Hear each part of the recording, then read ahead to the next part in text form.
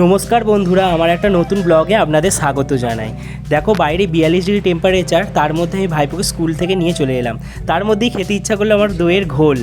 দেখো লেবু দই আমি নিয়ে নিয়েছি, নিয়ে এবার একটা মিক্সিং জারে দেখো দিলাম দই, তারপরে দেওয়া হবে তোমার চিনি দেওয়ার পর এবার দেওয়া হবে বরফ, তারপরে দেওয়া হবে লেবু। দেখো তোমরা দেখতে থাকো ভিডিওটা, যদি ভালো লাগে প্লিজ লাইক কমেন্ট শেয়ার আর একটা সাবস্ক্রাইব করে দিও, ঠিক আছে? দেখো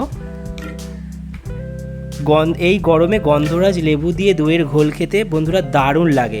তোমরা একবার প্লিজ ট্রাই করো, এই গরমে মন পুরো ঠান্ডা করে দেবে, আমি কথা দিলাম। সিরিয়াস বলছি বন্ধুরা। দেখো ওপর থেকে ছড়িয়ে দিয়েছিলাম গোলমরিচের গুঁড়ো আর একটা লেবু পাতা দিয়ে গার্নিশিং করে দিয়েছিলাম। দেখো ঘোলটা দেখো, জাস্ট খেয়ে মন প্রাণ পুরো তোমাদের জুড়িয়ে যাবে। যদি ভালো লাগে প্লিজ লাইক কমেন্ট একটা শেয়ার করে দিও। দেখো আমি খেয়ে নিলাম,